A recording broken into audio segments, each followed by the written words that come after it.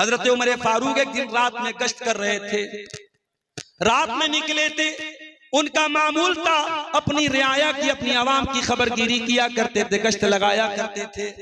रात का सन्नाटा था, अल्लाह का कोई बंदा सूरह तूर की तिलावत कर रहा था और सूरह तूर की आयत हजरत उमर के कानों में पड़ी, इन्ना अज़ाब रब्बिका लवाक़ि मा लहू मिन दाफ़े।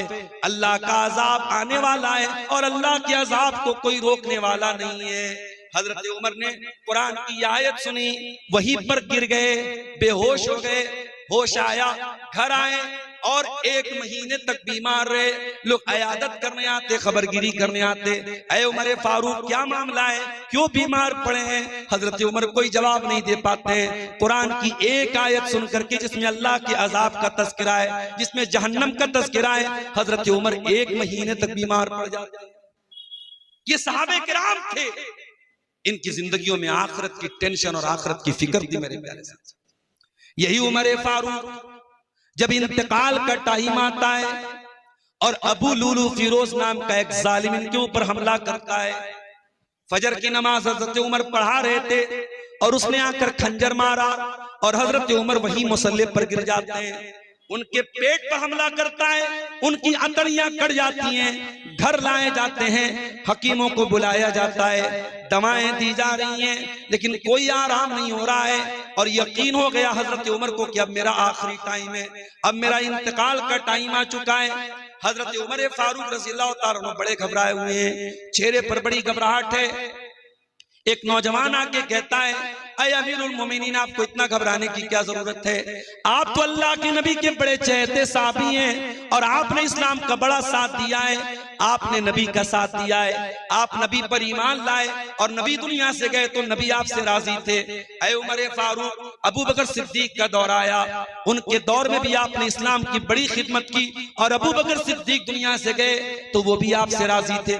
फिर आपका दौर आया और आपने भी बड़े अच्छे तरीके से हुकूमत की। ऐ उमर फारूक, आपको इतना घबराने की क्या जरूरत है?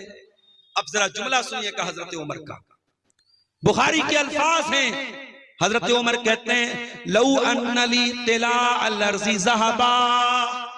ओ लोगों, उमर की तमन्ना तो ये है कि उमर के पास अगर जमीन भर के सोना भी आ जाए, लफ्तदैतु बिही मिन अज़ाबिल्लाह, तो उमर अल्लाह की राह में वो जमीन भर के सोना देने को तैयार है। अल्लाह के अजाब से बचने के लिए उमर अल्लाह की राह में जमीन भर के सोना भी देने को तैयार है।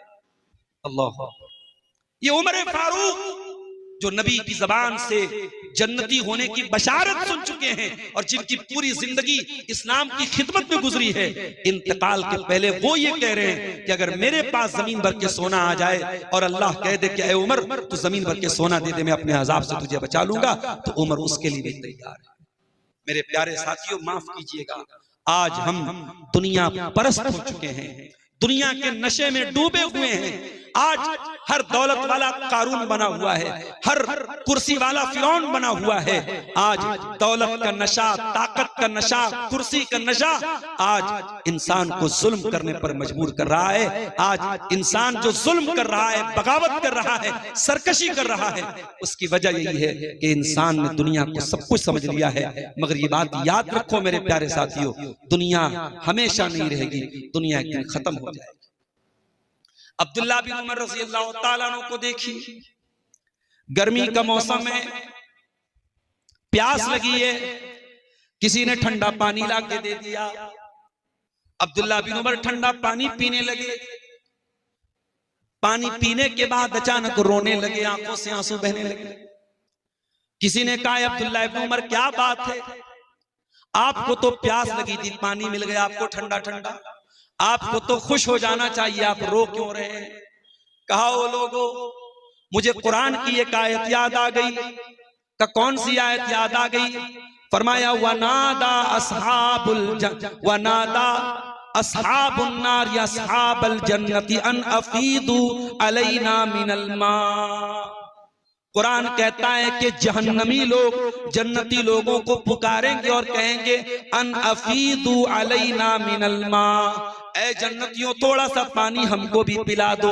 औ मिम्मा रज़क़कुमुल्लाह, ऐ जन्नतियों अल्लाह ताला ने तुमको बड़ी नेमतों से नवाजा है, थोड़ी सी नेमतें हमको दे दो, थोड़ा सा पानी हमको दे दो। क़ालू इन्नल्लाह हर्रमहुमा अलल काफिरीन, तो जन्नती जवाब देंगे ऐ जहन्नमियों वी आर सॉरी, हम माजरत चाहते हैं, हम आपको ठंडा पानी नहीं पिला सकते, ये अल्लाह ताला ने आप लोगों के लिए हराम कर दिया है। अब्दुल्लाह इब्न उमर रोते हुए कहते हैं, लोगों मुझे कुरान की वही आयत याद आ रही है, आज हमें ठंडा पानी तो नसीब हो रहा है, जहन्नमियों को ये ठंडा पानी नसीब नहीं होगा। ये फिक्र थी सहाबे किराम, ये टेंशन थी कि यहां तो ठंडा पानी मिल रहा है, वहां मिलेगा कि नहीं मिलेगा। यहां दुनिया में जरा सी गर्मी हमसे बर्दाश्त नहीं होती, हम पंखा चलाते हैं, एसी चलाते हैं। अभी पटना से यहां तक मैं आया, शाम को निकला था, फिर भी बगैर एसी के कार से नहीं आए। गर्मी में हमें बेचैनी होने लगती है, हम ट्रेन से भी चलते हैं तो एसी में सफर करते हैं। क्यों? हमसे गर्मी बर्दाश्त नहीं होती है मेरे साथ। जब ये सूरज 9 करोड़ 30 लाख मील की दूरी पर है और अप्रैल का महीना भी शुरू हुआ है और हमसे गर्मी बर्दाश्त नहीं होती है। गौर करो मेरे प्यारे साथियों, जब ये सूरज 1 मील की दूरी पर आ जाएगा और पूरी जमीन तवे की तरह तप रही होगी और लोग अपने अपने अमल के एतबार से पसीने में डूबे हुए होंगे, कोई टखने तक, कोई घुटने तक, कोई कमर तक, कोई पूरा का पूरा पसीने में डूबा हुआ होगा। उस गर्मी से बचने का हमारे पास क्या इंतजाम है? कोई इंतजाम नहीं। उस गर्मी से बचने का हमारे पास कोई इंतजाम नहीं। दुनिया में कूलर है, एसी है, पंखा है, सब है, आखिरत की गर्मी से बचने का हमारे पास कोई इंतजाम नहीं। अभी रमजान का महीना खत्म हुआ, शव्वाल का महीना जैसे ही शुरू हुआ, हमने देखा मस्जिदों से नमाजी गायब हो गए, मस्जिदों से नमाजी गायब। फजर की नमाज में एक सब भी मुश्किल से आपको मिलेगी और वो भी बूढ़े और बुजुर्ग लोग मिलेंगे। नौजवानों ने तो रमजान के बाद ही मस्जिद का रास्ता ही वो भूल गए हैं मेरे साथ। मस्जिद तो बना ली शब भर में ईमान की हरारत वालों ने, मन अपना पुराना पापी था बरसों में नमाजी बन न सका। ओ लोगों, तुम इंतजार करते हो जब लाठी हाथ में लेने का टाइम आ जाएगा तब नमाज पढ़ेंगे। अल्लाह की कसम, कयामत के दिन जब सूरज 1 मील की दूरी पर होगा, अल्लाह ताला अपने कुछ खास बंदों को गर्मी से बचाएगा, पसीने से बचाएगा, सूरज की गर्मी से बचाएगा। उन खास बंदों में वो नौजवान भी होगा, वह शापुन नशा फी इबादतिल्लाह, वो नौजवान जिसकी जवानी अल्लाह की इबादत में गुजरी होगी। मेरे नौजवानों, जरा अपने दिल पे हाथ रख के बताओ, यहां आज दीन की बातें होती हैं, प्रोग्राम होता है, हम थोड़ी देर बैठ करके दीन की बातें सुनने को तैयार नहीं, हम कुरान और सुन्नत की बातें सुनने को तैयार नहीं है। इबादत की बात कौन करे? हमारे नौजवानों की रातें मोबाइल पर रील्स देखने में गुजर रही हैं, दिन गेम खेलने में गुजर रहे हैं, अय्याशियों में गुजर रहे हैं। नौजवान इबादत से दूर है। मेरे नौजवानों, अगर कयामत के दिन की गर्मी से बचना है तो हमें अपनी जवानी को अल्लाह की इबादत में गुजारना। मेरी प्यारी माँ बहनों, आज हराम रिलेशनशिप का फितना, आज बेहयाई का फितना भी हमारी नौजवान नस्ल को बर्बाद कर रहा है। आज ज़िनाकारी और बदकारी बड़े चरम पर है और बहुत तेजी के साथ हराम रिश्ते पनप रहे हैं, ज़िनाकारी पनप रही है। अल्लाह के नबी फरमाते हैं कि कयामत के दिन अल्लाह ताला जिन बंदों को गर्मी से बचाएगा, जिन बंदों को अल्लाह ताला अपने अर्श का साया देगा, उन बंदों में को बंदा भी होगा।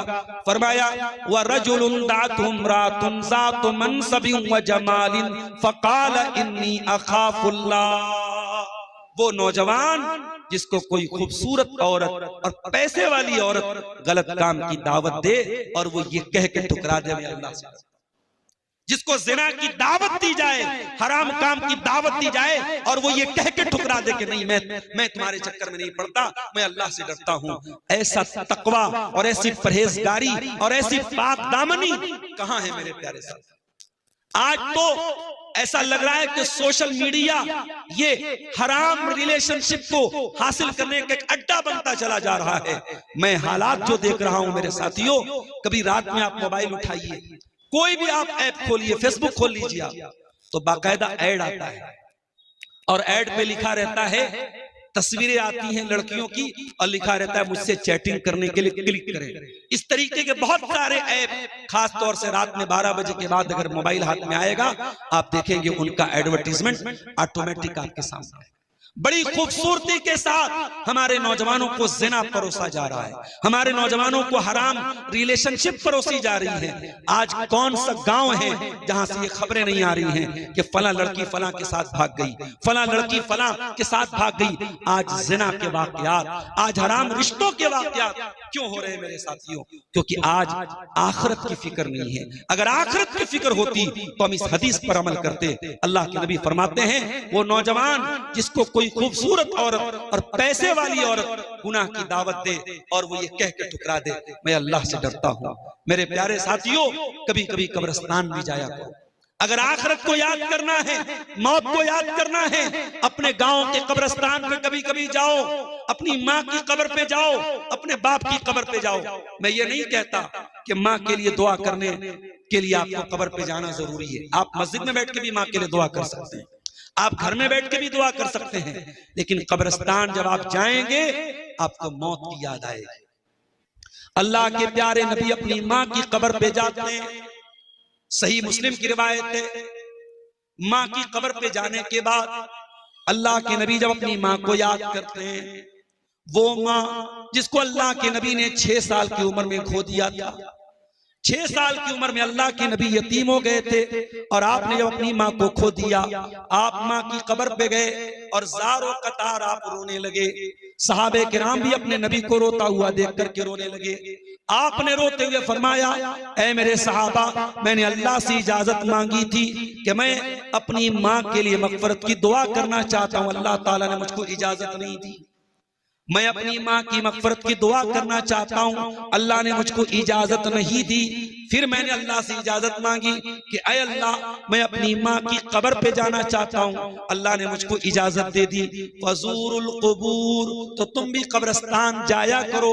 फ़इन्नहा तुज़क्किरुकुमुल आखिरा, कब्रिस्तान जाने से आखिरत की याद आती है। कब्रिस्तान जाना चाहिए मेरे साथियों, इसलिए जाना चाहिए कि वहां जाने के बाद आपको अपनी हैसियत पता चलेगी, आपको मालूम होगा कि यही हमारा आखिरी ठिकाना है दुनिया में, यही हमको मरने के बाद जाना है। इसलिए मेरे प्यारे साथियों, अगर आखिरत की फिक्र है तो कभी कभी कब्रिस्तान भी जाए। अगर आखिरत की फिक्र है मेरे प्यारे साथियों, दुनिया की औरतों के पीछे भागने वालों, काश तुमने जन्नत की औरतों का तज़किरा कुरान में पढ़ा होता।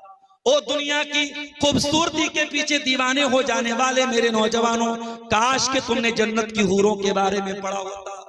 ठीक है, आज बॉलीवुड में फिल्में बन रही हैं, जन्नत की हूरों का मजाक उड़ाया जा रहा है, आज सोशल मीडिया पर जन्नत का मजाक उड़ाया जा रहा है, मगर हम जानते हैं कि कुरान में अल्लाह ताला बार बार जन्नत का तज़किरा करता है ताकि जन्नत को हासिल करने की तलब हमारे अंदर पैदा हो। कभी गौर कीजिए, सूरह रहमान आप पढ़िए, अल्लाह फरमाता है फीहिन्न कासिरातुत तर्फी लम यतमिसहुन्न इंसुन क़ब्लहुम वला जान फबिअय्यि आलाइ रब्बिकुमा तुकज़्ज़िबान।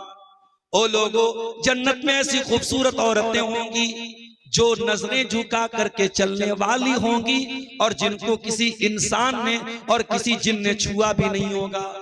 पता ये चला कि जो औरत दुनिया में नजरों को झुका करके चलती है, जो औरत दुनिया में शर्मा के चलती है, जिसकी आंखों में शर्म होती है, वो जन्नती औरत की अलामत उसके अंदर पाई जाती है। जन्नती औरत बेहया नहीं होती, जन्नती औरत बेशर्म नहीं होती। अल्लाह ने फरमाया जन्नत की औरतें नजरों को झुका करके चलने वाली होंगी और उनको किसी इंसान ने और किसी जिन ने छुआ नहीं होगा। फबिअय्यि आलाइ रब्बिकुमा तुकज़्ज़िबान, तो ऐ इंसानों और ऐ जिन्नात, तुम अपने रब की कौन कौन सी नेमतों को झुटलाओगे।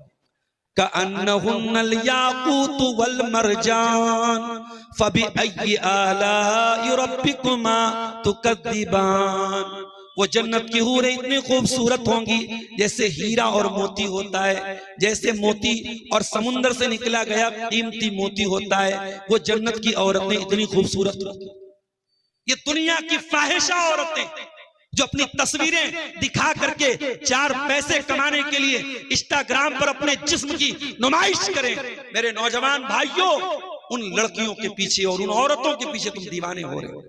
अल्लाह की कसम, काश तुमने कुरान पढ़ा होता और तुमने जन्नत की हूरों का तस्करा पढ़ा होता तो तुम्हें जन्नत की तलब तुम्हारे अंदर पैदा होती और तुम इन हराम रिश्तों से अपने दामन को बचा लेते। मेरे प्यारे साथी, अल्लाह के नबी फरमाते हैं, अगर जन्नत की कोई औरत एक मर्तबा दुनिया में झांक लेगी, सिर्फ झांक लेगी, लमलअत मा बैनहुमा रिहा, तो जमीन व आसमान के दरमियान उसकी खुशबू भर जाएगी।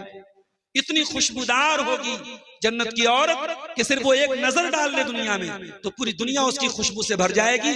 वाला अदाअत मा बैनहुमा, और जमीन और आसमान उसकी रोशनी से मुनव्वर हो जाएंगे। ये जन्नत है मेरे प्यारे साथियों। और सहाबे किराम इस जन्नत की तलब में लगे रहते थे। आज माफ कीजिएगा, हम दुनिया की रंगीनियों में खो चुके हैं मेरे साथियों। रमजान का महीना था, दस्तरखान लगा हुआ था, इफ्तार का टाइम था। सहाबी रसूल अब्दुर्रहमान बिन औफ रजी अल्लाह ताला अन्हु, जो बहुत पैसे वाले थे, करोड़पति आदमी थे। अब करोड़पति आदमी के घर का दस्तरखान कैसा होगा, अंदाजा लगाइए मेरे प्यारे साथियों।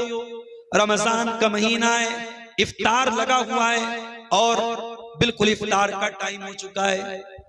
अब्दुर्रहमान बिन औफ उस दस्तरखान को देखते हैं, उनको जंगे ओहद का एक मंजर याद आ जाता है। अब्दुर्रहमान बिन औफ रोने लगते हैं और रोते रोते कहते हैं, ओ लोगो, मुझे ओहद का मैदान याद आ गया।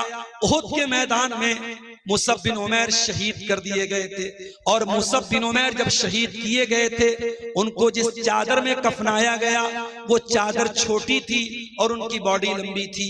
उनका सर ढांका जाता था, पैर खुल जाता था, पैर ढांका जाता था, सर खुल जाता था। सर को ढांका गया और पैर के ऊपर इज़खिर घास डाल के उनको दफनाया गया, कफनाया गया। ओ लोगों, ये लोग तो अल्लाह वाले थे, ये लोग तो दीनदार थे। सुम्मा तकूनु हसनातुना उज्जिलत लना, फिर हम जैसे दुनियादार लोग आ गए और हम दुनिया ही में अपनी नेकियों का मजा लेने लगे। हमको दुनिया में दौलत मिल रही है, अच्छा खाना मिल रहा है, अच्छी नेमतें मिल रही है। इसका मतलब ये हुआ कि हम तो दुनिया ही में अल्लाह ताला की नेमतों का मजा ले रहे, पता नहीं हमें आखिरत में नसीब होंगी कि नहीं होंगी। इतना कह करके अब्दुर्रहमान बिन औफ रोने लगे और रोते रोते दस्तरखान से उठ करके चले गए। कभी आपके अंदर ये ख्याल क्यों नहीं पैदा हुआ? कभी आप जब अपने दस्तरखान पे देसी मुर्गा खा रहे हो, बेहतरीन रोटी खा रहे हो, बेहतरीन चावल खा रहे हो, उस वक्त आपको ये एहसास क्यों नहीं होता मेरे प्यारे साथियों कि काश जन्नत में भी ये नेमतें हमको मिल जाए। एक मर्तबा अल्लाह के नबी के पास एक बहुत कीमती रेशम का कपड़ा लाया गया। उस जमाने में रेशम का कपड़ा बड़ा कीमती होता था, आज भी बड़ा कीमती होता है। मैं बनारस का रहने वाला हूं और बनारस में कपड़े का कारोबार होता है। हमसे बेहतर कौन बता सकता है कि रेशम की क्या कीमत होती है।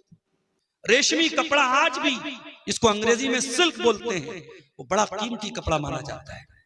वो जब रेशमी कपड़ा आया और सहाबे किराम उस कपड़े को छू करके कि इतना सॉफ्ट है, इतना मुलायम है, उसकी तारीफ करने लगे। अल्लाह के नबी ने फरमाया कि ओ लोगो, इस कपड़े को देख करके तुम बहुत ज्यादा खुशी मना रहे हो, तुम्हें ये लग रहा है कि ये कपड़ा बड़ा कीमती है। लमनादिलो साद इब्न मुआज़िन फिल जन्नति खैरुम मिन हाज़ा। ऐ मेरे सहाबा, जन्नत में साद बिन मुआज़ के जो रूमाल होंगे, उनके हाथों में जो रूमाल होगा, जो दस्ती होगी, वो भी इससे बेहतर होगी। यानी दुनिया का बेहतरीन से बेहतरीन कपड़ा जन्नत के रूमाल के बराबर भी नहीं हो सकता। एक सहाबी का नाम लेके अल्लाह के नबी ने फरमाया कि साद बिन मुआज़ को जो रूमाल दिया जाएगा जन्नत में, वो भी इससे बेहतर होगा। मेरे प्यारे साथियों, आज दुनिया के अच्छे कपड़े, अच्छी सवारी, अच्छे मकान के पीछे जब हम भागते हैं तो हम जन्नत के बारे में क्यों नहीं सोचते हैं मेरे साथियों? हम दुनिया की तकलीफों में जहन्नम की तकलीफों को क्यों याद नहीं करते? हजरत रुबैया बिन खैसम को देखो, उन्होंने अपने घर में एक नकली कब्र बनाई हुई थी। जब उनको ये लगता कि दुनिया मुझको धोखा देने की कोशिश कर रही है, वो अपनी नकली बनाई हुई कब्र में जाके लेट जाते थे और ये तसव्वुर करते थे मैं मर गया हूं, और कुरान की इस आयत को पढ़ने लगते थे, रब्बिरजिऊन लअल्ली आमलु सालिहा, ऐ अल्लाह मुझे एक मौका और दे दे, मैं वादा करता हूं मैं नेक अमल करूंगा। और फिर उस कब्र से बाहर निकल के आ जाते और कहते, ऐ अल्लाह तेरा शुक्र है अभी तूने मुझको मौत के हवाले नहीं किया है, अभी मैं जिंदा हूं, अभी मैं नेक अमल कर सकता हूं। मेरे प्यारे साथियों, जब तक ये सांस चल रही है, जब तक दिल की धड़कन चल रही है, अल्लाह से तौबा कर लो मेरे भाइयों, अल्लाह से माफी मांग लो। फिर तौबा करने का टाइम नहीं मिलेगा, फिर माफी मांगने का टाइम नहीं मिलेगा। रात का सन्नाटा जब हो जाए, अपने घर जाओ और वजू करके अल्लाह की बारगाह में हाथ फैला करके अपने गुनाहों को याद करके अल्लाह के सामने अपने गुनाहों को याद करके चंद आंसू बहा लो मेरे साथ। अल्लाह की कसम, अल्लाह के खौफ से बहने वाला आंसू अल्लाह को बड़ा महबूब है। अल्लाह के नबी फरमाते हैं, लैसा शैउन अहब्बु इलल्लाहि मिन क़त्रतैन, अल्लाह ताला को दो कतरे बहुत ज्यादा पसंद हैं, क़त्रतु दुमूइन मिन खशियतिल्लाह, एक अल्लाह के खौफ से बहने वाला आंसू का कतरा, और एक अल्लाह की राह में बहने वाला खून का कतरा। अल्लाह के खौफ से बहने वाला आंसू का कतरा भी मेरे प्यारे साथियों अल्लाह ताला को बहुत पसंद है। उस्मान गनी को देखो, नबी के दामाद हैं, नबी की दो दो बेटियां इनके निकाह में आई हैं। अल्लाह के प्यारे नबी बार बार उस्मान गनी को जन्नत की बशारत भी सुना चुके हैं। उस्मान गनी जब किसी कब्र के पास से गुजरते थे, जब किसी कब्रस्तान के पास से गुजरते थे, जारो कतार और रोने लगते थे, आंखों से आंसुओं की झड़ी लग जाती थी। किसी ने पूछा, ऐ उस्मान गनी क्या बात है, जन्नत की बातों पे आप इतना नहीं रोते हैं, जहन्नम की बातों पे आप इतना नहीं रोते हैं, लेकिन कब्रिस्तान को देख के रोने लगते हैं, कब्र को देख करके रोने लगते हैं। उस्मान गनी कहते हो, लोगों मैंने अल्लाह के प्यारे नबी को फरमाते हुए सुना था, इन्नल कब्र अव्वलु मंजिलिन मिन मनाजिलिल आखिरा, बेशक कब्र आखिरत की पहली मंजिल है, जिसने इस मंजिल को पार कर लिया उसके लिए आगे की मंजिलें आसान है। कभी गौर करो मेरे साथियों, कभी तन्हाई में बैठ के सोचो कि कब्र में हमारे साथ क्या होगा, कभी अकेले में, कभी बंद कमरे में कब्र की तारीकी के बारे में तसव्वुर करो। अभी मैं 2 दिन पहले झारखंड के सफर पे गया था, हमारे ड्राइवर साहब बड़े माहिर ड्राइवर हैं, पटना के रहने वाले हैं। हम लोग एक जगह से गुजरे, वहां चारों तरफ जंगल ही जंगल था और रात का टाइम था, रात के 2 बज रहे थे। मैं सो रहा था, ड्राइवर साहब ने मुझको उठाया, कहा मौलाना साहब जरा दाएं बाएं देखिए कैसा मंजर है, दोनों तरफ जंगल ही जंगल और रात के 2 बज रहे हैं। ड्राइवर साहब हमारे बताने लगे कि शेख साहब मुझे तो पसीना छूट गया, मुझे तो ऐसा खौफ का, क्योंकि 20-25 किलोमीटर तक सिर्फ जंगल ही जंगल था। ऐसे में अगर कोई आ जाए सामने और कोई लूट मार कर दे, मारपीट कर दे, कौन सुनेगा। हम एक जंगल से गुजरते हैं, हमारे पास मोबाइल भी है, हमारे पास कार भी है, हमारे पास भागने के 1000 रास्ते हैं, मगर वो तन्हाई का आलम हमें डरने पे मजबूर कर देता है मेरे साथ। कभी गौर कीजिए, जब हम और आप अपनी कब्रों में जाएंगे, सारे घर वाले हमें मिट्टी के हवाले करके चले जाएंगे। उस कब्र में हमारे साथ जो होगा हमें अकेले फेस करना है।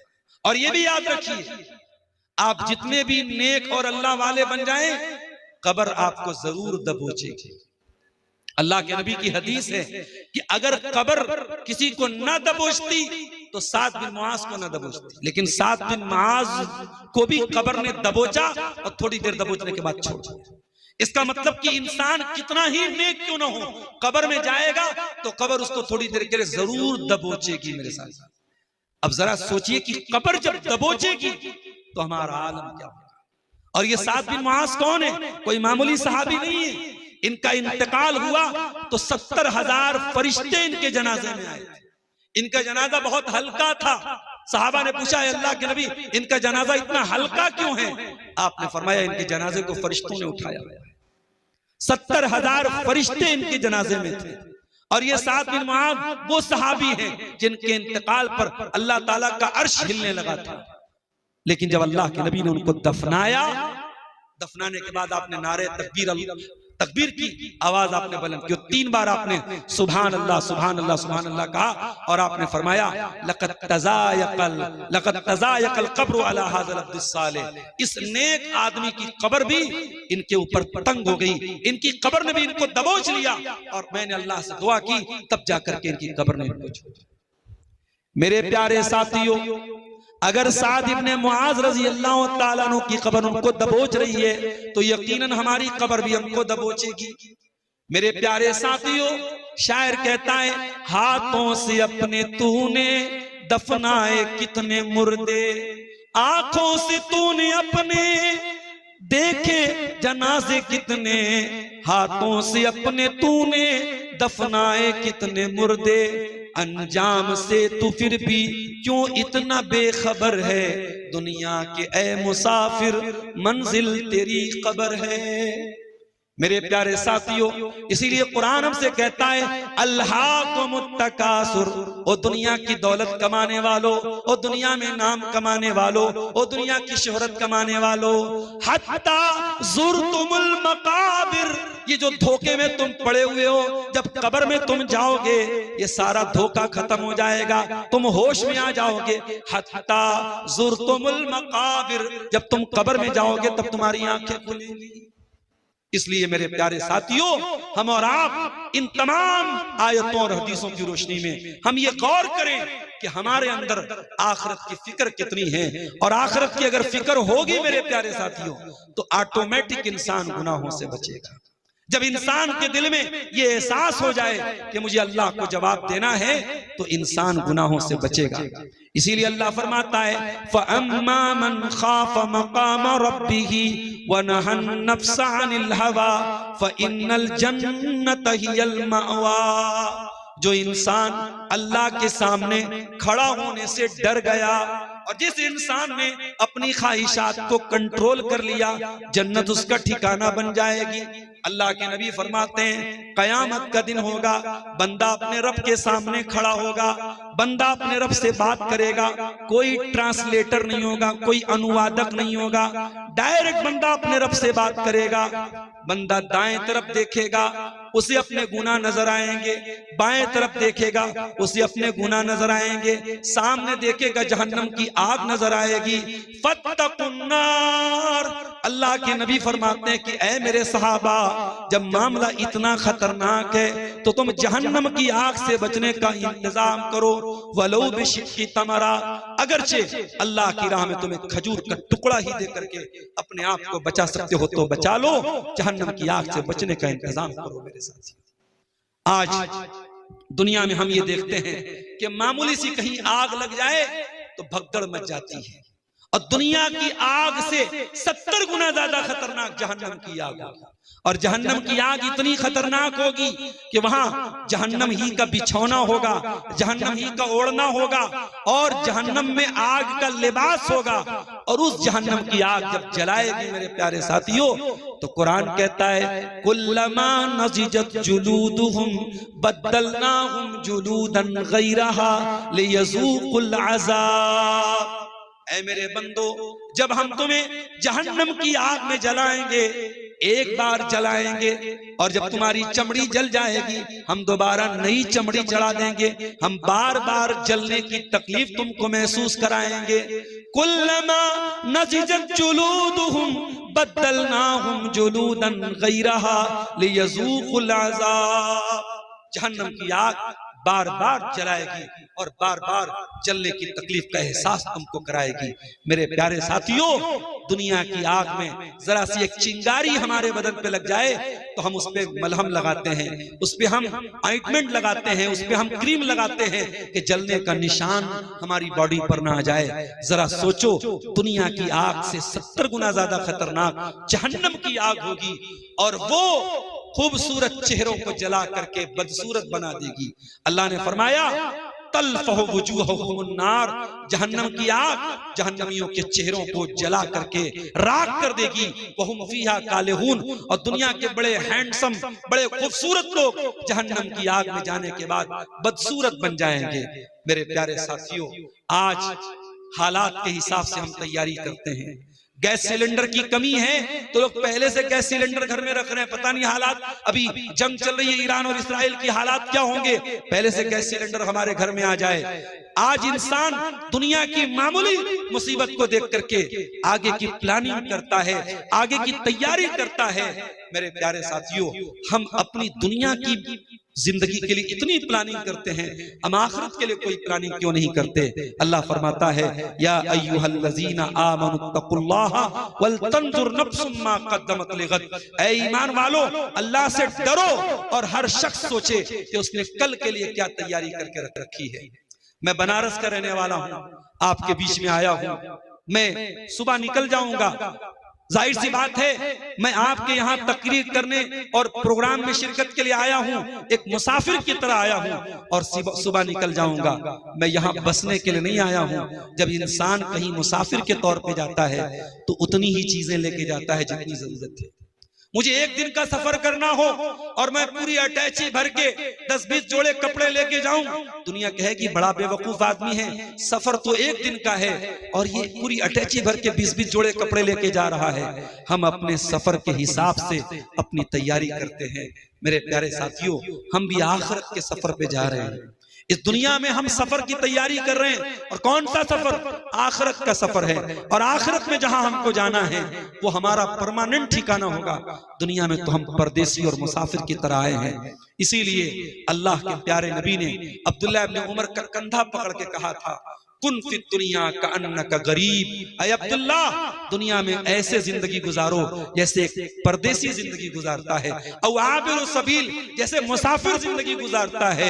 और अब्दुल्ला इब्न उमर ने जब नबी की ये हदीस सुनी तो वो कहा करते थे कि अपनी तंदुरुस्ती की हालत में अपनी बीमारी की तैयारी कर लो, अपनी जिंदगी की हालत में अपनी मौत की तैयारी कर लो।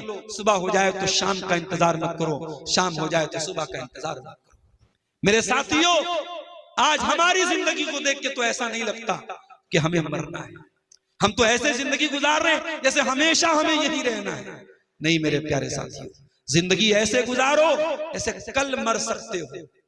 जब रात में शैतान आपको मोबाइल पर कोई गलत चीज करने पर उभारे तो अपने नफ्स से कहो कि अगर इसी हालत में हार्ट अटैक आ गया, इसी हालत में दिल की धड़कन रुक गई और सांसों की डोर थम गई और मौत आ गई तो क्या अंजाम होगा?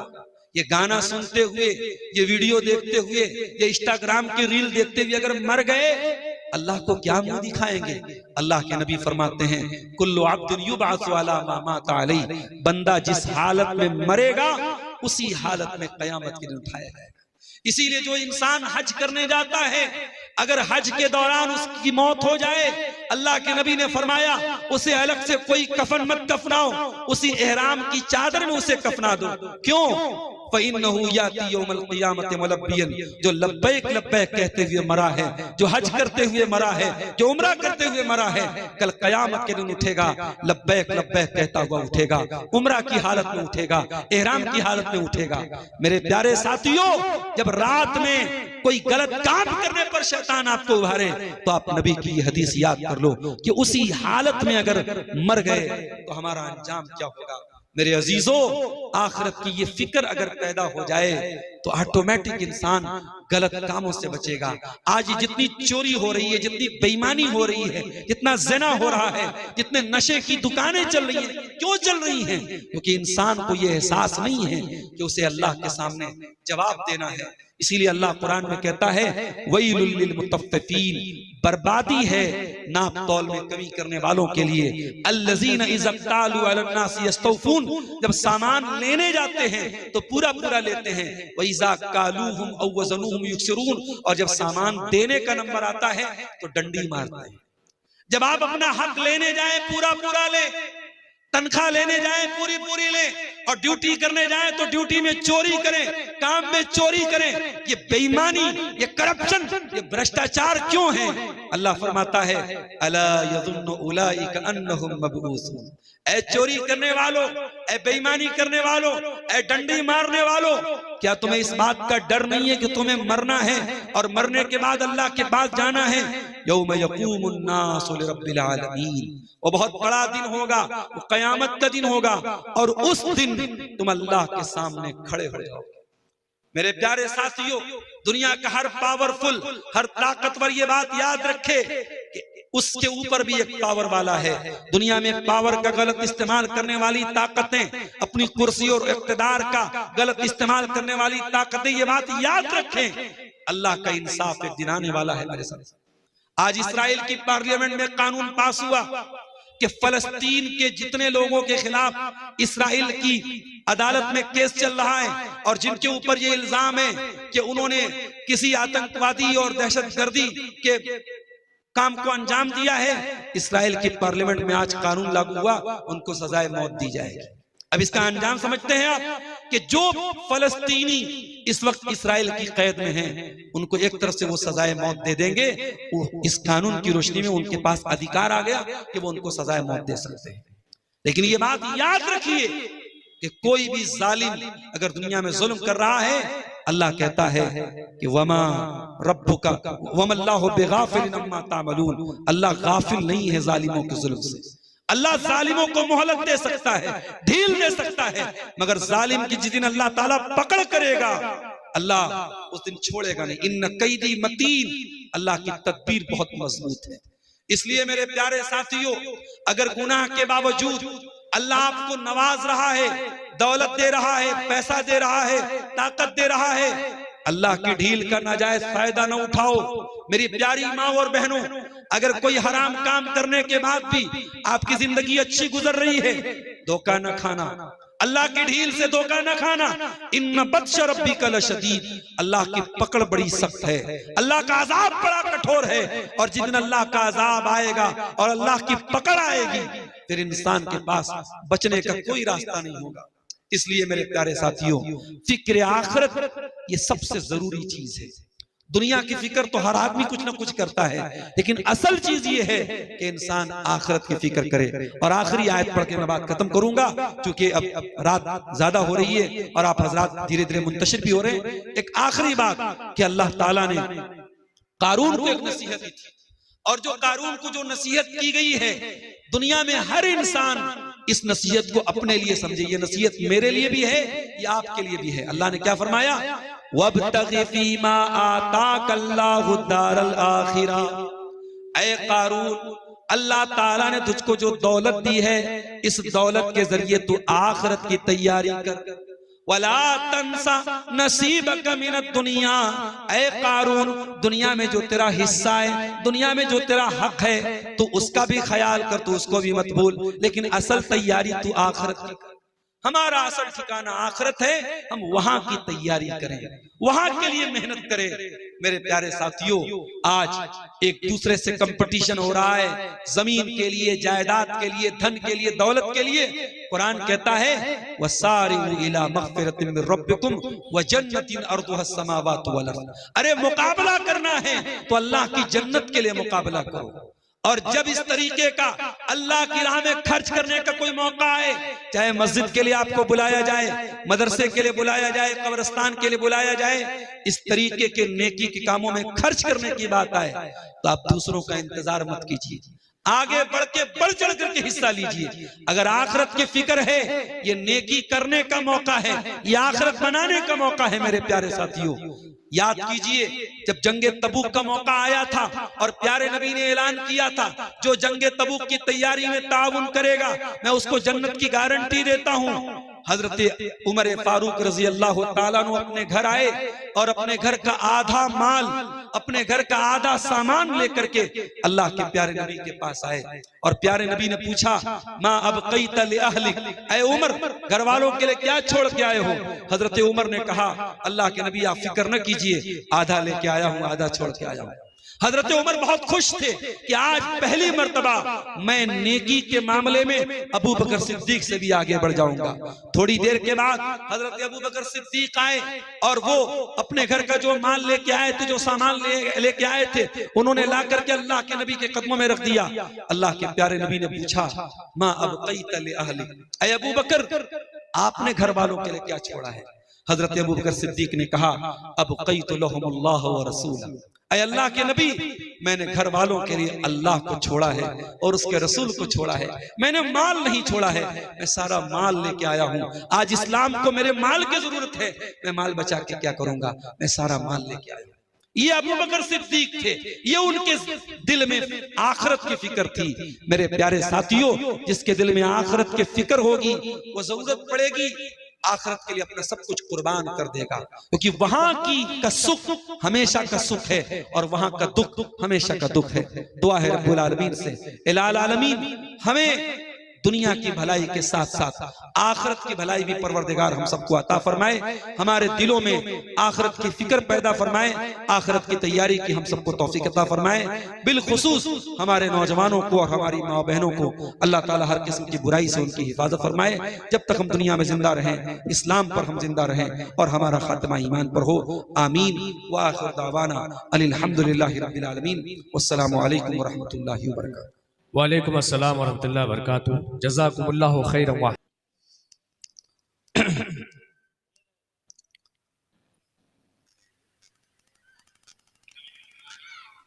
पहले तो ये सोचिए,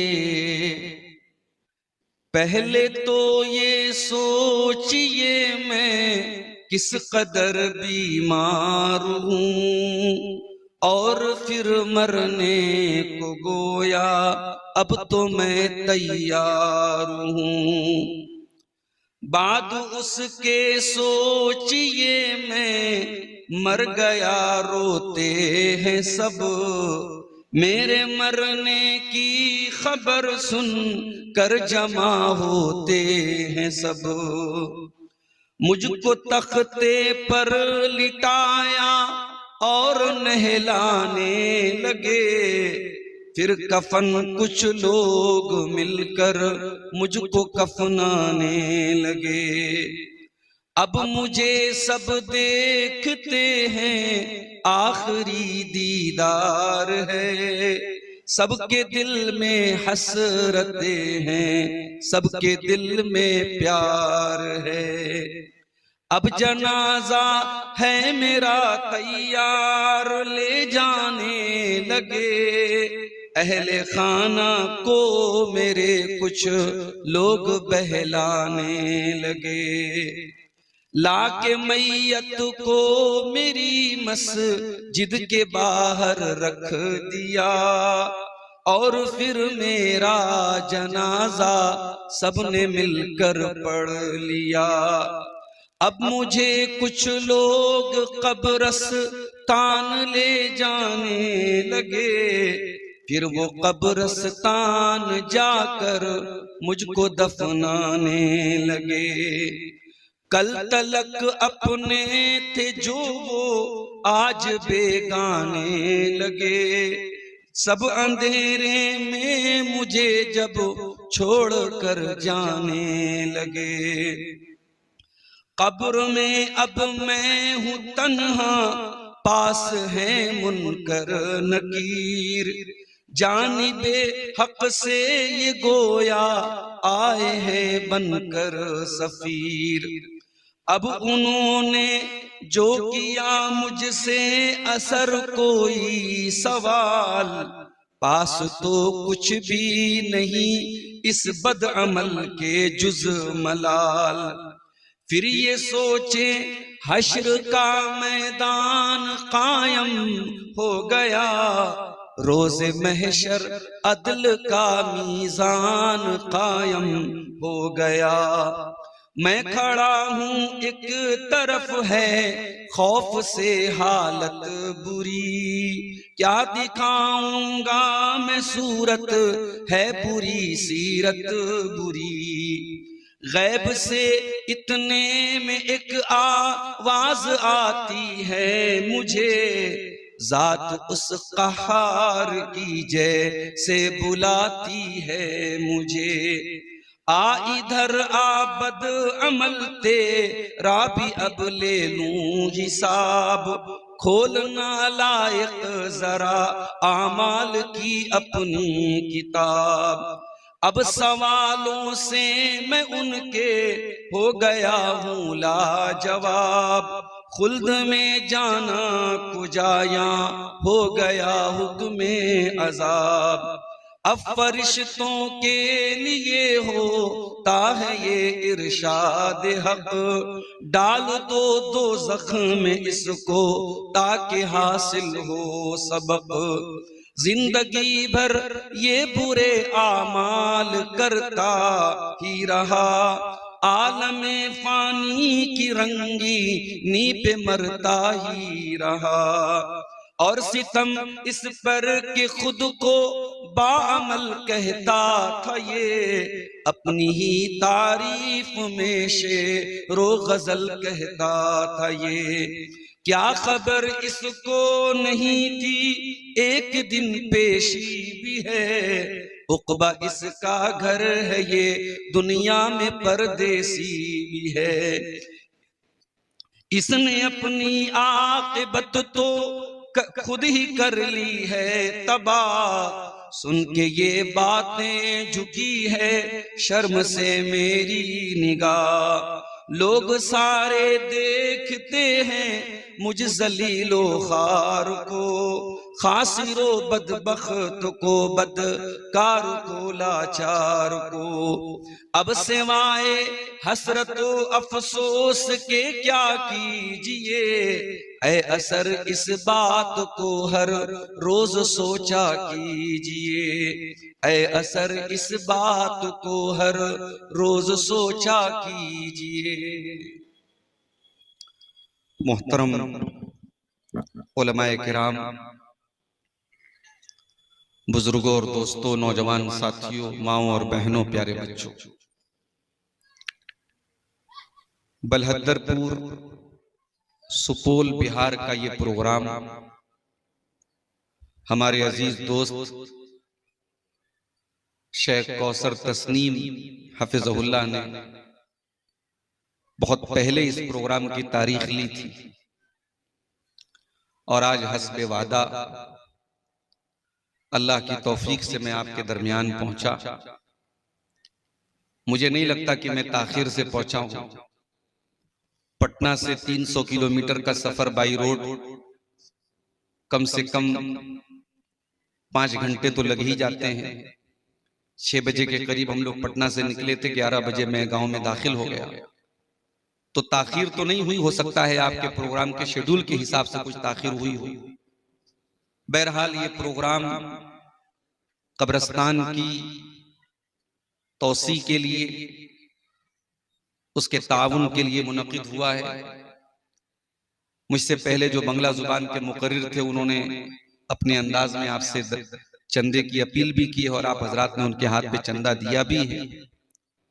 मैं भी आप तमाम हजरात से अपील करता हूँ, माओ बहनों से भी गुजारिश करता हूँ कि जलसे का जो असल मकसद है कि आप हजरात इस कब्रिस्तान के लिए अपना अपना ताउन पेश करें, ताकि दुनिया में एक मोमिन के मरने के बाद, एक मुसलमान के मरने के बाद जो दुनिया में उसका आखिरी ठिकाना है कब्र, उसके ताल्लुक से जो जगह होती है जिसको हम कब्रिस्तान बोलते हैं और हमारी बुनियादी जरूरतों में से वो चीज होती है।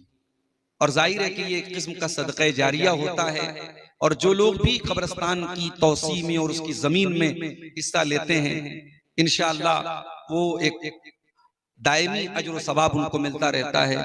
तो मैं आप तमाम हजरात से गुजारिश भी करूंगा कि आप हजरात जलसे के इस असल मकसद को भी सामने रखेंगे और बढ़ चढ़ करके आप ताउन करेंगे। अल्लाह ताला आप सब की नेकियों को कबूल फरमाए। जिन भाइयों ने, जिन बहनों ने, जिन माओं ने इस कार्य खैर में हिस्सा लिया है या लेंगे, अल्लाह सबके चंदे को, सबके सदकात व अतियात को कबूल फरमाए।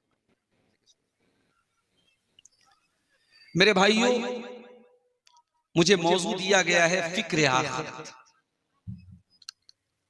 फिक्र का मतलब होता है टेंशन, सोच, जिसको हिंदी में कहते चिंता।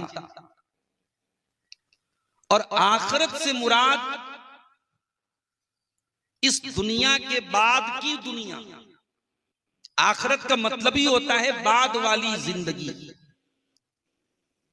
जिस जिंदगी में हम और आप इस वक्त जी रहे हैं इसका नाम दुनिया है।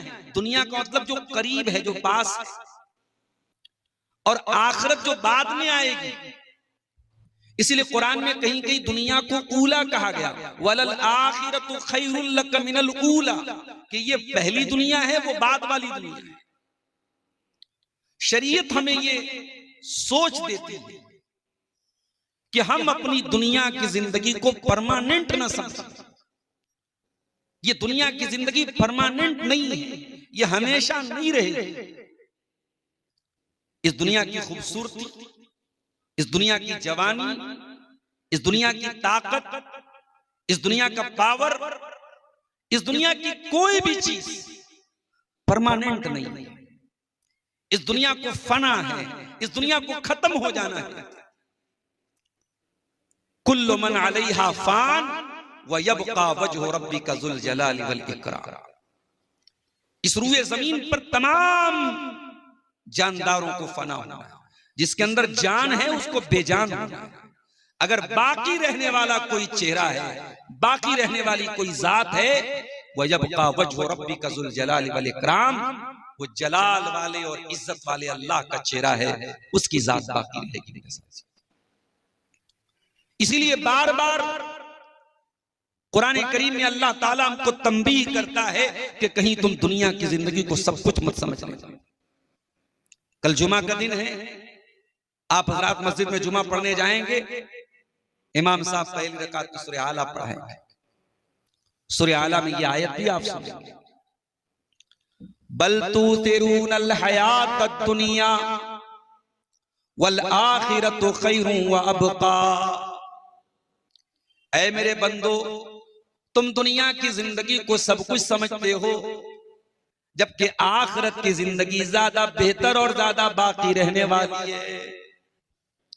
ऐ मेरे बंदो, तुम इस दुनिया पे सब कुछ मेहनत करते हो, एनर्जी खर्च करते हो। सुबह जब आंख खुलती है तब से लेकर रात में बिस्तर पे जाने तक तुम सिर्फ और सिर्फ दुनिया के बारे में सोचते हो। ऐ मेरे बंदो, 60 साल वाली, 70 साल वाली, 50 साल वाली जिंदगी के लिए इतनी मेहनत करते हो। वल आखिरतु खैरुन व अबका, और जो ज्यादा देर तक, लंबे टाइम तक परमानेंट चलने वाली जो जिंदगी है, जो बाकी रहने वाली जिंदगी है, आखिरत की जिंदगी, उसको तुम क्यों भूल जाते हो। मेरे प्यारे नौजवान भाइयों, आज अपने चेहरे पर बड़ी मेहनत कर रहे हो। कोई फेस वॉश लगा रहा है, कोई फेस क्रीम लगा रहा है, कोई बालों में हेयर जेल लगा रहा है, कोई दाढ़ी में सीरम लगा रहा है। नौजवानों का बाल देख लो, आज सैलून में चले जाओ तो बाल बनवाने के कम से कम 10 तरीके के उसके स्टाइल बताता है बाल बनाने वाला। कोई बंदर के जैसा बाल रखे हुए है, कोई किसी फिल्मी हीरो की तरह बाल रखे हुए। कुछ हमारे नौजवान तो कानों में बालियां तक पहने हुए हैं, हाथ में उनके कड़ा भी मौजूद है, बस लिपस्टिक की कमी रह जाती है। मेरे प्यारे साथियों, इस फैशन के पीछे, इस दुनिया की खूबसूरती के पीछे तुम भाग रहे हो। एक दिन आएगा तुम्हारी ये जवानी खत्म हो जाएगी, तुम्हारा ये सारा फैशन खत्म हो जाएगा। ओ मेरी प्यारी माओ बहनों, बड़ी मेहनत करती हो तुम अपने मेकअप के ऊपर।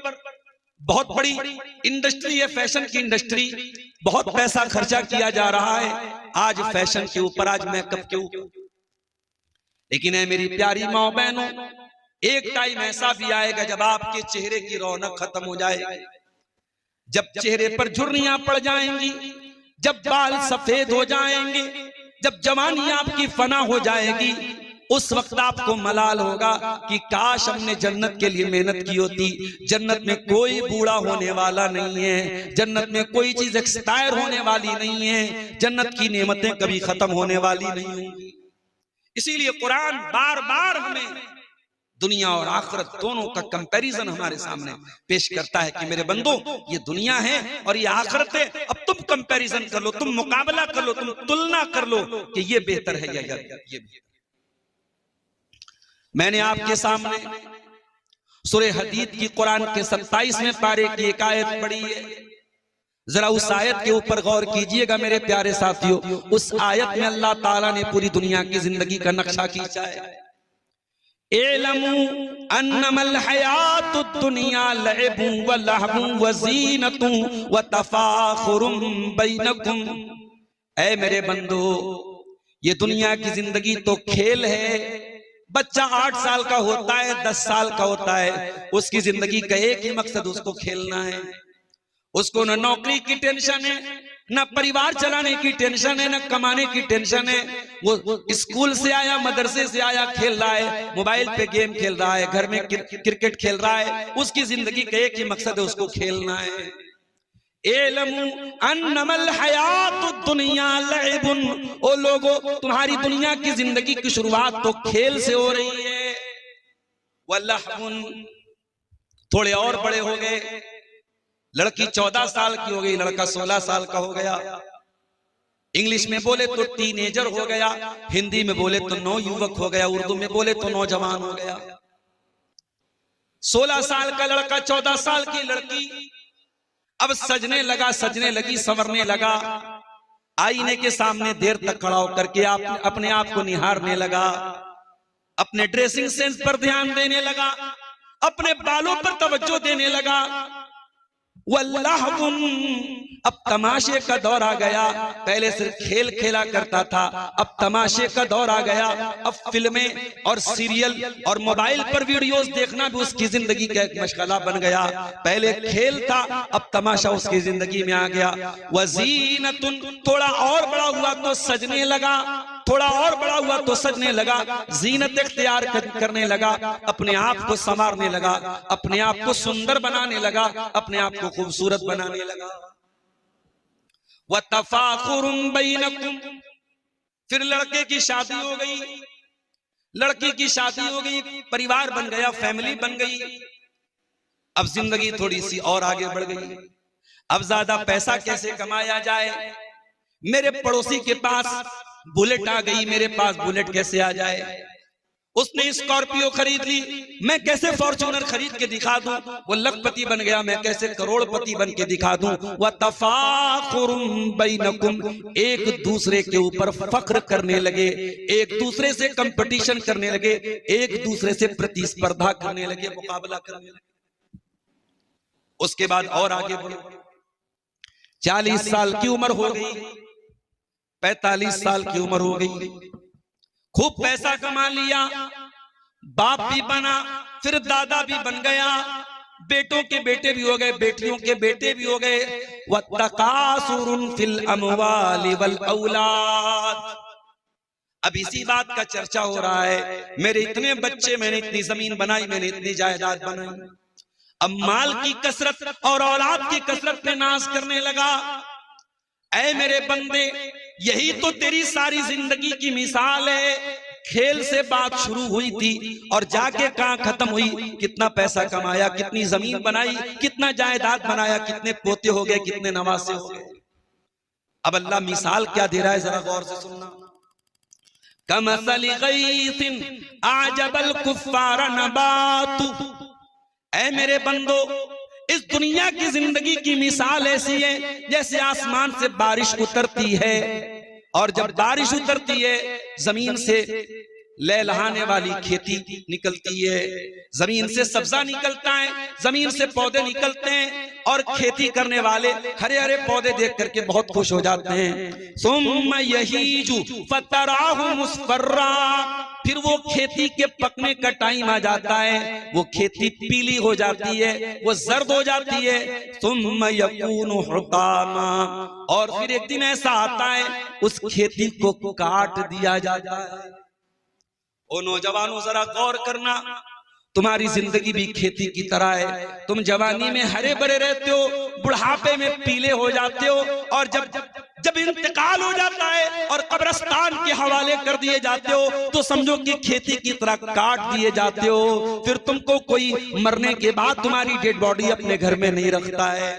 बेटा बाप से बहुत प्यार करता है, बीवी शौहर से बहुत मोहब्बत करती है, मगर इंतकाल के बाद सबको इसी बात की चिंता है कैसे इनको जल्दी से दफन कर दिया जाए। कब्र खोदने वाले को बुलाया गया, कब्र खोदने वाला आके कब्र खोद रहा है। बार बार पूछा जा रहा है, ऐ कब्र खोदने वाले कितना टाइम लगेगा? उसने बोला 4 घंटे लगेंगे। 4 घंटे के हिसाब से ऐलान कर दिया गया, फलां साहब का इंतकाल हो गया है, असर के बाद मिट्टी पड़ेगी, मगरिब के बाद मिट्टी पड़ेगी। ओ लोगों, हमने मरने के बाद 24 घंटे का वेट भी न किया, हमने देखा कब्र को तैयार करने में कितना समय लगेगा और उसी के हिसाब से हमने मिट्टी का ऐलान कर दिया। ओ लोगों, जरा मौत के ऊपर गौर करो, ये मौत हमें बता रही है तुम यकूनु हुतामा, जिस तरीके से दुनिया में हरी भरी खेती को एक दिन पक जाना है और पकने के बाद कट जाना है। ऐ इंसान, ऐ जवानी पर नाश करने वाले इंसान, ऐ अपने आप को स्मार्ट और हैंडसम कहने वाले नौजवान, ऐ अपने आप को ब्यूटीफुल कहने वाली लड़कियों, ओ इंस्टाग्राम पर अपनी तस्वीरें डालने वाली लड़कियों, ओ सोशल मीडिया पर अपने वीडियोस डालने वाली मेरी बहनों, ओ मोबाइल पर स्नैपचैट पर तरह तरह के फिल्टर से सेल्फी लेने वाली मेरी बहनों, ये खूबसूरती एक दिन खत्म हो जाएगी। ये फाउंडेशन तुम्हें हमेशा काम नहीं देगा, ये लिपस्टिक तुम्हें हमेशा काम नहीं देगी, ये फेस पाउडर तुम्हें हमेशा काम नहीं देगा। ये खूबसूरती एक दिन खत्म हो जाए, मर गया, सारी खूबसूरती खत्म है, सारी ताकत खत्म है। दुनिया में कपड़ा बदलने में बड़ा टाइम लगाया करता था, आज मरने के बाद इतना बेबस और कमजोर हो चुका है कि कैंची लेकर उसकी आस्तीन को काटा जा रहा है, उसके कपड़े को उसके बदन से इस लायक भी वो नहीं कि अपना कपड़ा खुद उतार सके। कैंची लेकर के उसके कपड़े को काट करके बर्बाद करके कपड़ा उसके बदन से निकाला जा रहा है। दुनिया में बाथरूम में नहाने जाता था, मुझको ये साबुन चाहिए, मुझको ये शैम्पू चाहिए, मुझको ये बॉडी वॉश चाहिए, मुझको ये फेस वॉश चाहिए। मैं गर्म पानी से नहाऊंगा, मैं ठंडे पानी से नहाऊंगा।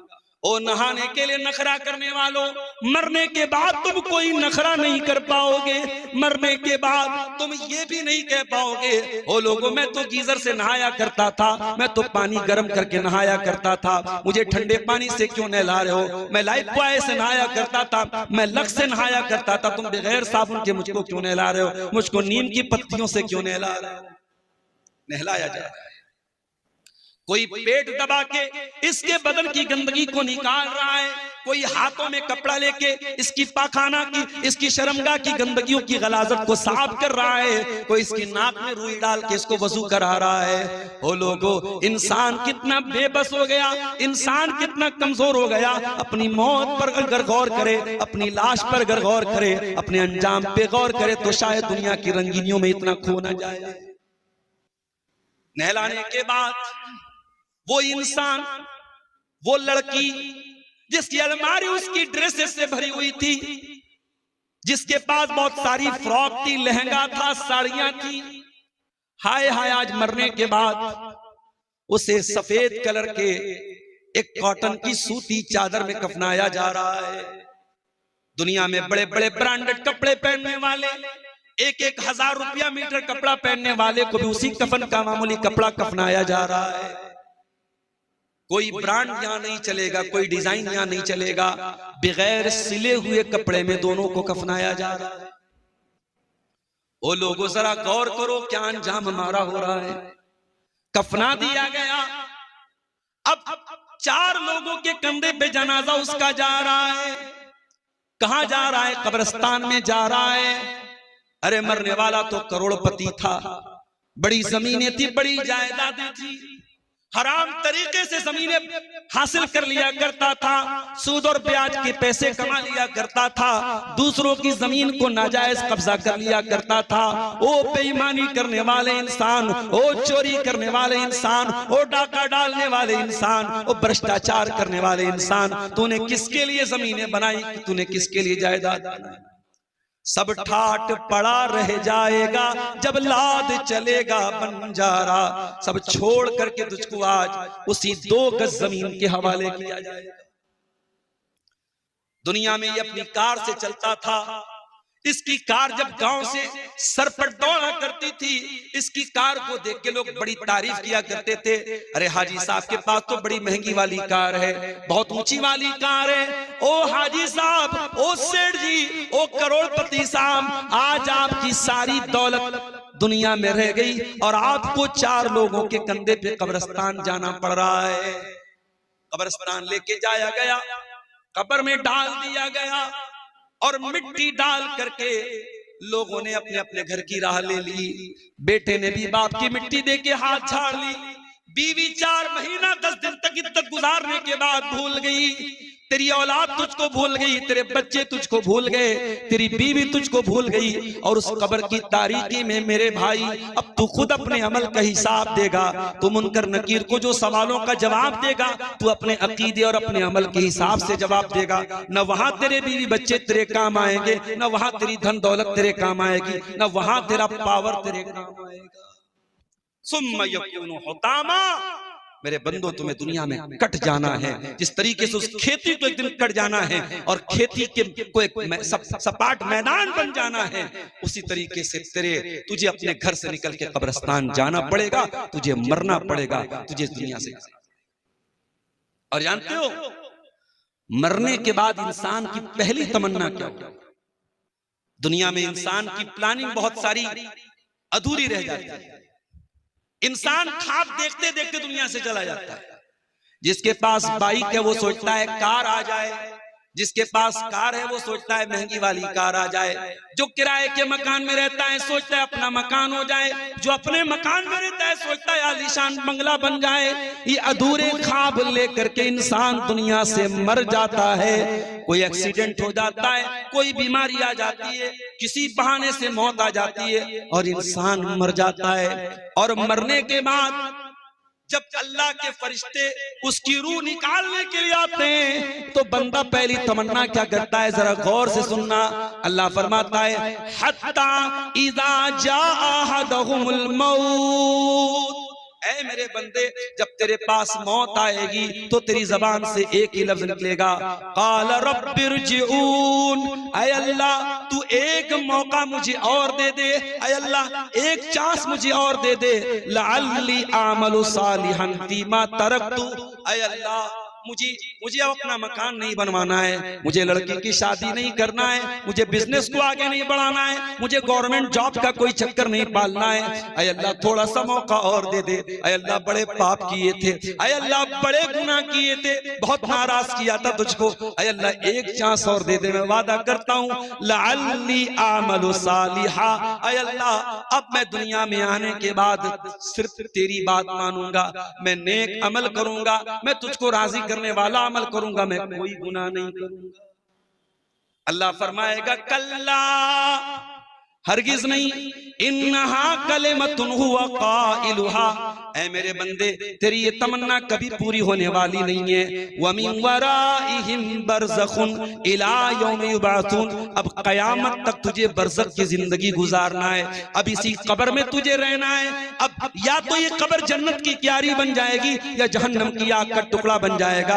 अब इसी कब्र की और बरज़ख की जिंदगी में तुझको रहना है। मेरे प्यारे साथियों, उस जिंदगी की तैयारी हम और आप कितनी कर रहे हैं जरा गौर कीजिए। और मैं यहां एक बात और बता दूं, अभी मैं एक इंटरव्यू सुन रहा था, हमारे उत्तर प्रदेश के एक पॉलिटिशियन है, समाजवादी पार्टी के एक नेता है राजकुमार भाटी, उन्होंने एक बयान दिया किसी इंटरव्यू में। उन्होंने कहा कि मुझे कुरान की ये बात समझ में नहीं आती कि बुरे अमल करने वालों को जहन्नम की आग में डाला जाएगा और जलाया जाएगा और बार बार उनकी चमड़ी जलाई जाएगी और उनको तकलीफ दी जाएगी। बोले मुझे कुरान की ये बात मुझे सही नहीं लगती। मेरे भाइयों, आज बहुत सारे लोगों को कुरान की ये बातें सही नहीं लगती या उनको समझ में नहीं आती, लेकिन आप एक बात याद रखिए, ये कॉन्सेप्ट कि इस्लाम ने जो हमें ये कॉन्सेप्ट दिया है कि कयामत आएगी, ये अल्लाह ताला के जस्टिस और इंसाफ के लिए जरूरी है कि कयामत आए। अगर कयामत का कॉन्सेप्ट ना होता, दुनिया में बहुत सारे लोग गलत काम करते हैं, चोरी करते हैं, शराब पीते हैं, जिना करते हैं, मर जाते हैं। उनको उनके गुनाह की कोई सजा नहीं मिलती। बहुत सच्चे लोग, बहुत ईमानदार लोग, बहुत अच्छे लोग दुनिया से मर जाते, उनकी नेकी का कोई फल उनको नहीं मिलता। अगर हम ये मानते हैं कि अल्लाह तबारक व तआला जस्टिस करने वाला है, न्याय करने वाला है, इंसाफ करने वाला है, तो फिर हमें ये मानना पड़ेगा कि एक दिन हिसाब भी अल्लाह ताला लेगा, एक दिन क़यामत भी कायम है।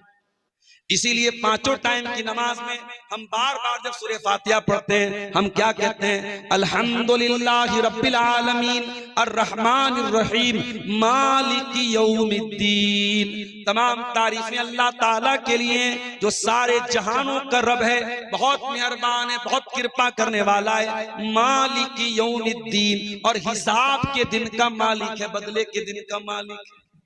जब तक आप ये नहीं मानेंगे, ला इलाहा इल्लल्लाह पढ़ने का कोई मतलब नहीं है मेरे प्यारे साथी।